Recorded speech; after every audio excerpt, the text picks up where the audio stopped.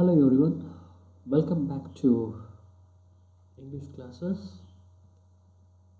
Here I am discussing about theme of the poem I Sit and Look Out, which is written by Walt Whitman. Along with this video, I also have made two videos, which is one is about introduction to Walt Whitman, the poet, and another one is the analysis of the poem. Okay, this is a very short video. In this one, I am discussing about theme of the poem. Right. I Sit and Look Out by Walt Whitman.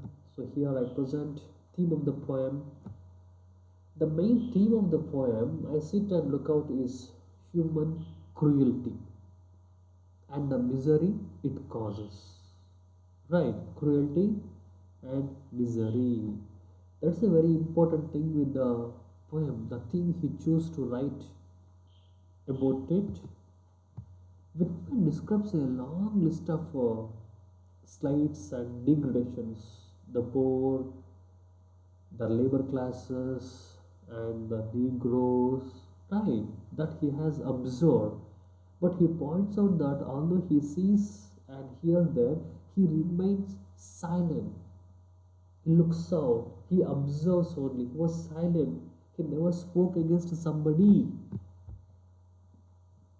He is suggesting that the human tendency is to ignore others' suffering and not intervene if it is not directly related to oneself. This is what which has grown in the modern age. Okay, so why we ignore others' sufferings? ಯಾರಾದರೂ ಕಷ್ಟದಲ್ಲಿದ್ದಾಗ ಅದನ್ನು ನಾವು ನೋಡಿದ್ರು ಕೂಡ ನೋಡಿಲ್ಲ ಅನ್ನೋ ಇರೋಂಥದ್ದು ಆಧುನಿಕ ಯುಗದ ಒಂದು ಕೊಡುಗೆ ಅದು ಮನುಷ್ಯನಿಗೆ. ನಮ್ಗೆ ಯಾಕಪ್ಪ ನಮ್ಮ ಪಾಡಿಗೆ ನಾವು ಇದ್ಬಿಡೋಣ, ಬೇರೆಯವ್ರಿಗೆ ನಮಗೆ ಬೇರೆಯವ್ರ ಗಲಾಟೆ ಮಧ್ಯೆ ನಾವು ಹೋದರೆ, ಅವ್ರಿಗೆ ಸಮಸ್ಯೆ ಇದ್ದರೆ ನಾವು ಹೋದರೆ ಅದು ನಮಗೆ ಅಂಟ್ಕೊಂಡ್ರೆ ಅಲ್ವಾ, ಇಂಥ ಒಂದು ಆಲೋಚನೆ ಇದೆ ಅಲ್ಲಿ.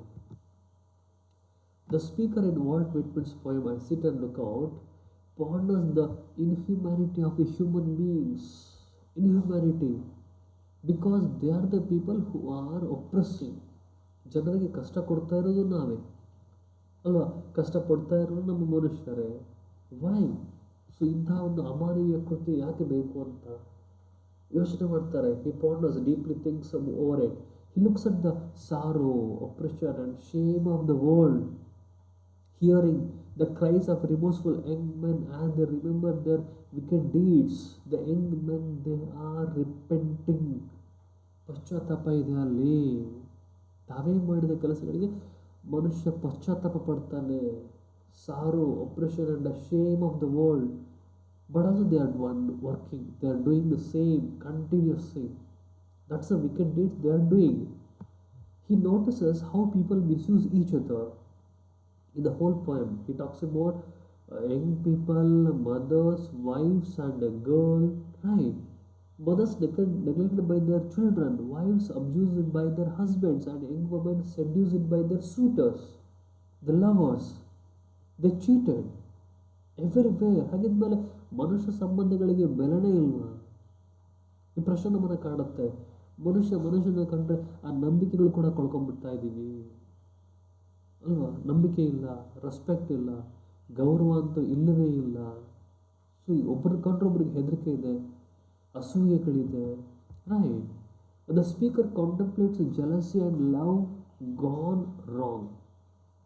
ನೋಡಿ, ಜಲಸಿ, ಲವ್, ಇನ್ನೂ ಆ ಪದಗಳ ಅರ್ಥ ನೋಡಿ. ಯಾರೊಬ್ಬ ಪ್ರೀತಿ ಮಾಡ್ತಾ ಇದ್ರೆ ಅದನ್ನು ನೋಡಿ ನಮಗೆ ತಡ್ಕೊಳ್ಳಿಕ್ಕೆ ಆಗೋದಿಲ್ಲ, ಅದನ್ನು ಹಾಳು ಮಾಡೋ ಪ್ರಯತ್ನಗಳನ್ನ ಮಾಡ್ತಾ ಹೋಗ್ತೀವಿ. ಇಂಥದ್ದಾಗ್ತಾ ಇದೆ ಜಗತ್ತಿನಲ್ಲಿ. ಹಿ ಮ್ಯೂಸಸ್ about tyranny, battles, disease, martyrs and prisoners. ನೋಡಿ, ಮ್ಯೂಸಸ್ ಸ್ಫೂರ್ತಿ ಅದು. ಅವನ ಪದ್ಯಗಳಿಗೆ ಸ್ಫೂರ್ತಿ ಏನು? ಟಿರಾನಿ, ಒಂದು ಅರಾಜಕತೆ ಇದೆ, ಸರ್ಕಾರ ಏನು ಮಾಡ್ತಾ ಇಲ್ಲ, ಬ್ಯಾಟಲ್ಸ್, ಯುದ್ಧಗಳಾಗಿದೆ, ಯುದ್ಧಗಳಲ್ಲಿ ಕಷ್ಟಗಳಾಗಿದೆ, ಜನ ಸಾಯ್ತಾ ಇದ್ದಾರೆ, ಕಾಯಿಲೆಗಳು ಹಬ್ತಾ ಇದೆ ಅಲ್ವಾ. ಮಾರ್ಟಿಯರ್ಸ್, ಸೊ ಯಾವುದೋ ನಂಬಿಕೆಗಳಿಟ್ಕೊಂಡು ಜನ ಒಬ್ಬರನ್ನೊಬ್ಬರನ್ನ ಕೊಲೆ ಮಾಡ್ತಾ ಇದ್ದಾರೆ. ಪ್ರಿಸನರ್ಸ್, ಜೈಲ ಕೈದಿಗಳಾಗ್ತಾ ಇದ್ದಾರೆ ಅಲ್ಲಿ. Right. He thinks of A famine and degradation. ಜನ ಫ್ಯಾಮಿನ್, ಸೊ ಅಂತ ಹೇಳಿದ್ರೆ ಲ್ಯಾಕ್ ಆಫ್ ಫುಡ್, ಆಹಾರದ ಕೊರತೆಗಳಿದೆ ಅಲ್ವಾ? ಸೊ ಯಾರನ್ನ ನಾವು ಇವತ್ತು ಸಾಯಿಸೋದು, ನಾಳೆ ನಾವು ಬದುಕಬೇಕಾದ್ರೆ ಇವತ್ತು ಯಾರನ್ನ ನಾವು ಸಾಯಿಸಬೇಕು ಅಂತ ಹೇಳಿ ಅದನ್ನು ಲಾಟ್ ಮಾಡಿ ತೆಗೆಯುವಂಥದ್ದು, ಕ್ಯಾಸ್ಟಿಂಗ್ ಲಾಟ್ ಮಾಡಿ ತೆಗೆಯುವಂಥದ್ದು, ರೈಟ್? ಹಿ ಬ್ರೂಡ್ಸ್ ಅಂದರೆ deeply thinking about arrogant humans, ದುರಂಕಾರಿಗಳ ಬಗ್ಗೆ ಮಾತಾಡ್ತಾರೆ. Who refuse to acknowledge the humanity of their fellow human beings. Look at the word. So ಜೊತೆಗಿರುವ ಮನುಷ್ಯರನ್ನು ಟ್ರೀಟ್ ಮಾಡಬೇಕು, ಅದು ಸ್ಲೇವ್ಸ್ ಅಲ್ಲ, but treat them like a objects to be used. So ಗುಲಾಮರಾಗಿ sale ಮಾಡ್ತಾ ಇದ್ದಾರೆ. It's a inhuman account, right? He mourns, ದುಃಖ ಪಡ್ತಾನೆ. The meanness and agony without end. ಈ ಒಂದು ತುಚ್ಛತನಕ್ಕೆ, ಈ ಒಂದು ದುಃಖದ ಪರಮಾವಧಿಗೆ ಕೊನೆ ಇಲ್ವಾ? That he sees in the world. It is going on. And the speaker merely sits and looks. ಏನು ಬೇರೆ ದಾರಿ ಇಲ್ಲ. He does nothing. He says nothing. There is no comment on it, these things here. He makes no effort to change anything because he doesn't have the power. This is Whitman's primary point in the poem. That's why it's the title of the poem. People often see the cruelty that is so prominent in the world. Cruelty ಎಲ್ಲ ಕಡೆ ತಾಂಡವಾಡ್ತಾ ಇದೆ, ಜನ ನೋಡ್ತೀವಿ. But they sit back and let it be. ಆದರೆ ಆಯಿತು, ಅದು ನನಗಲ್ವಲ್ಲ, ಉರಿತಾರ್ದ ಪಕ್ಕದ ಮನೆ, ನನಗೆ ಆಗಬೇಕಂತ ನಾವು ಸುಮ್ಮನೆ ಕೂತ್ಕೊಂಡ್ರೆ ಆ ಬೆಂಕಿ ನಮಗೆ ಹತ್ತತ್ತೆ. ಅದನ್ನು ಈ ಆಧುನಿಕ ಮನುಷ್ಯ ಅರ್ಥ ಹೋಗಿದ್ದಾನೆ. Either they think that there is no way, okay, ಬೇರೆ ದಾರಿ ಇಲ್ಲ. They can change anything and feel helpless. ಅಯ್ಯೋ ನಮ್ಮ ಕೈಲಿ ಸಾಧ್ಯ ಇಲ್ಲ ಅನ್ನೋ ಹಾಗೆ. ಯಾಕಂದರೆ ಸರ್ಕಾರದ ವಿರುದ್ಧ ಹೋಗಲಿಕ್ಕೆ ಧೈರ್ಯ ಇಲ್ಲ, ಆಗೋದಿಲ್ಲ. ಅಥವಾ ಅರಾಜಕತೆ ಹಿಂದೆ ಹೋಗಲಿಕ್ಕೆ ಆಗೋದಿಲ್ಲ, ಅಪ್ರೆಸರ್ಗಳ ವಿರುದ್ಧ ಹೋಗ್ಲಿಕ್ಕೆ ಆಗೋದಿಲ್ಲ, ಕ್ಯಾಪಿಟಲ್ಸ್ಗಳ ವಿರುದ್ಧ ಹೋಗಲಿಕ್ಕೆ ಸಾಧ್ಯವೇ ಇಲ್ಲ ಅನ್ನೋ ಹಾಗೆ. They are simply too lazy to make move. ಅಥವಾ ಒಂದು ಸೋಮಾರಿತನ ಕಾಡ್ತಾ ಇದೆಯಾ ಅವರಿಗೆ. Afraid of perhaps of the difficulties and negative consequences. ನಾನೇನಾದರೂ ವಿರುದ್ಧ ಮಾತಾಡಿದರೆ ಇನ್ನು ನನಗೆ ಅಪಾಯ ಗ್ಯಾರಂಟಿ, ಕಟ್ಟಿಟ್ಟ ಬುತ್ತಿ ಅನ್ನೋ ಹಾಗೆ. That action might bring to their lives. ಖಂಡಿತ ಆಗಿದೆ ಆ ಥರದ್ದು. ಬರೀ ನಾವು ಸಿನಿಮಾಗಳಲ್ಲಿ ನೋಡ್ತೀವಿ, ಬಟ್ ನಿಜ ಜೀವನದಲ್ಲಿ ಕೂಡ ಹಾಗೆ ಆಗುತ್ತೆ. There are many police officers, they resign the jobs because these are the oppressions, because the people, the society may not give them a space to do their duties ಅಲ್ವಾ? ಆಗ ಅವರು ಈ ಥರ ಬದುಕಲಿಕ್ಕಾಗದೇ ಇದ್ದಾಗ ಅದನ್ನು ಹೊರಗೆ ಬರೋ ಪ್ರಯತ್ನ ಮಾಡಿಬಿಡ್ತಾರೆ. ಅಂಥ ಕೆಲಸಗಳಾಗುತ್ತೆ ಇಲ್ಲಿ. Right? Whitman is trying to get his readers to ponder whether or not they do this very thing, namely allow evil to continue through their silence. ಎಷ್ಟು ದಿನ ಸೈಲೆಂಟ್ ಆಗಿರಬೇಕು? ಇದಕ್ಕೆ ಕೊನೆ ಅನ್ನೋದಿಲ್ಲ, ನಡೀತಾನೇ ಇದೆ.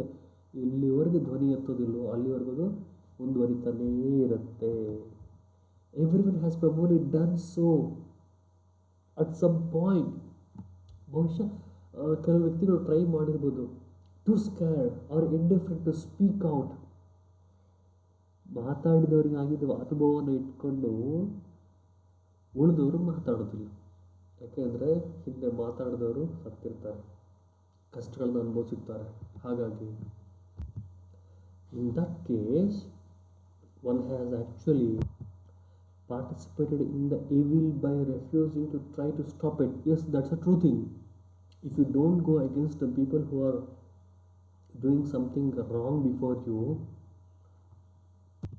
which proves that you are the part of that thing, right?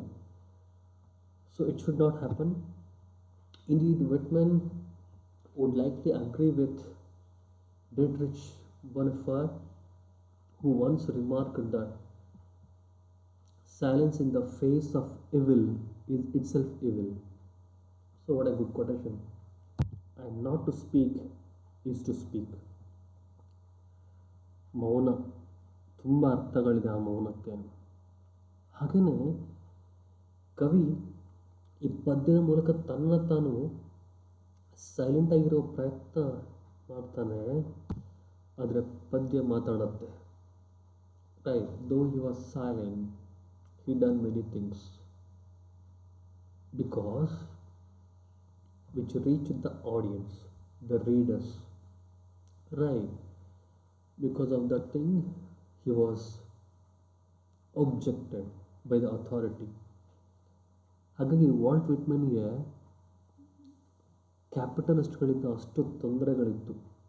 ಯಾಕಂದರೆ ಅವರ ಪದ್ಯಗಳು leaves of a grass, it's very provocative, right, to the people who are oppressed, who are the poor. Not to act is to act. ಬರೀ ಪದ್ಯ ಬರೆದು ಸುಮ್ಮನೆ ಕುತ್ಕೊಳ್ಳಿಲ್ಲ ಅವರು. ಆ ಪದ್ಯಗಳು ಜನರನ್ನ ರೀಚ್ ಆಯಿತು, right, which created a revolution, right. So this is theme of the whole poem, right. So thank you very much. So hope you all have understood the theme of the poem. So thank you very much. So English classes by Yogesh DH, Assistant Professor, Department of English, GFTC Karkala, Udupi. Meet you again. Thank you.